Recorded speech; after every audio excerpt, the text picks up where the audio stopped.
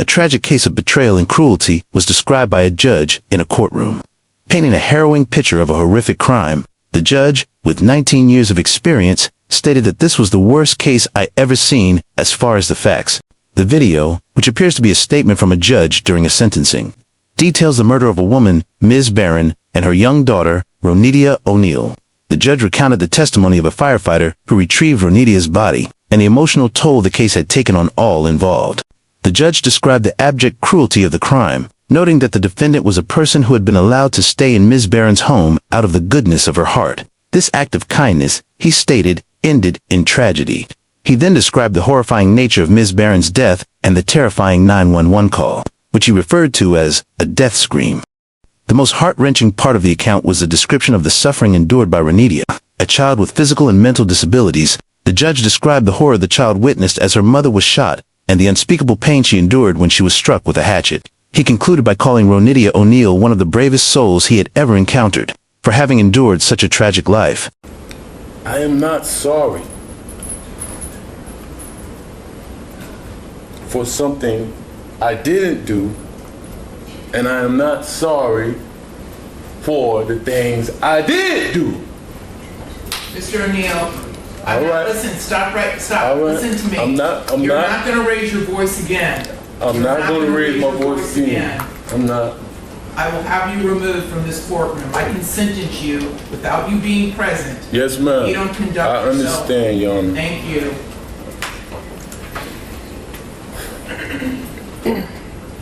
But I will say,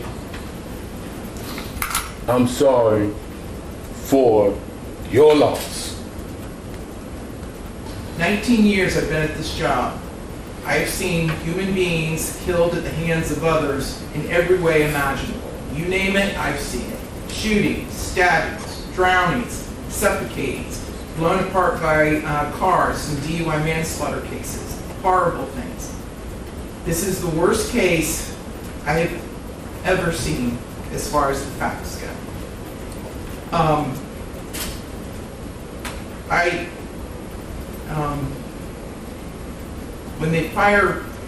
When the person from fire department, when he testified, and when he said that he retrieved the body of Ronidia O'Neill from the home, and all he could do was sob.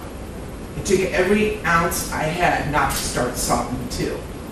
Because there is no way any person with any feeling could have witnessed or seen the photos of what occurred that night and not be haunted for the rest of your life. I know I will be. For the rest of my life, I'll be haunted by what I saw as far as the evidence and just the abject cruelty of it all. The abject cruelty.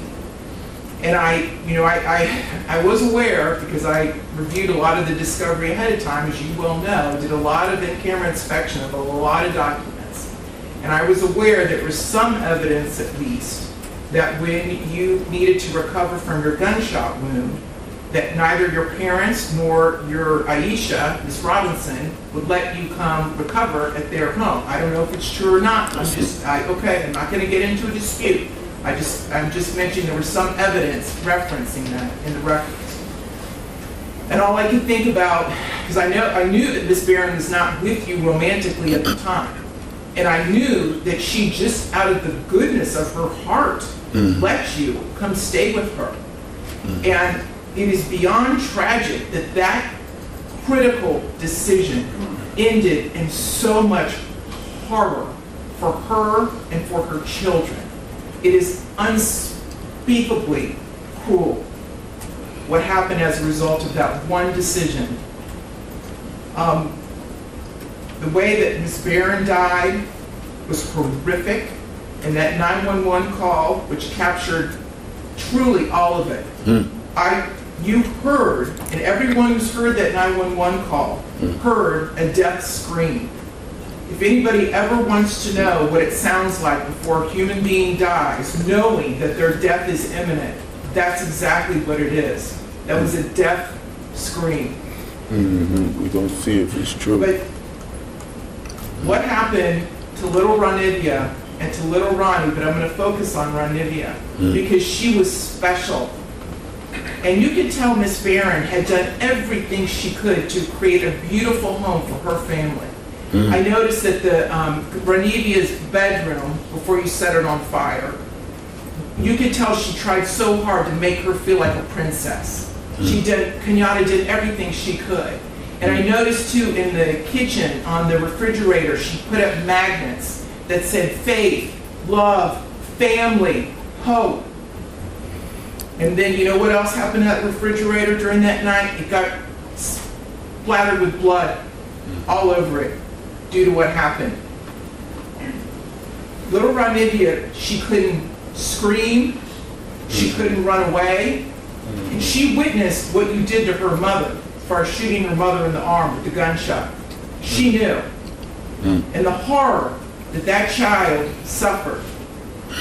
And she already had a life where she was born with challenges regarding her physical and her mental disabilities. But the pain and suffering that she suffered that night at your hands, unspeakable, absolutely unspeakable. And at the moment, that first time you struck her with that hatchet, and little Ronnie testified that all he could see was tears coming out of his sister's face.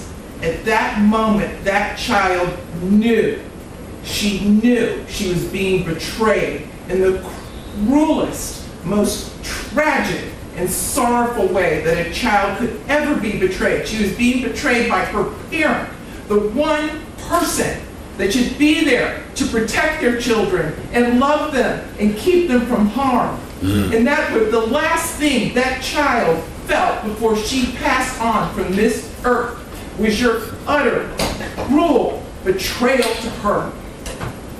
And I read somewhere, and I don't know if it's true or not, I have no idea, but I read somewhere that souls pick their lives, and that they know exactly how difficult their lives are going to be before they enter into this world. And I don't know if that's true or not, but if it is, Ranivia O'Neal is one of the bravest souls I have ever come across in my 54 years on this planet. One of the bravest ever, ever, because she suffered so traumatically. If you found this summary of the case impactful, please consider subscribing to our channel for more reports like this. Also, feel free to share your thoughts and reflections on this tragic case in the comments section below.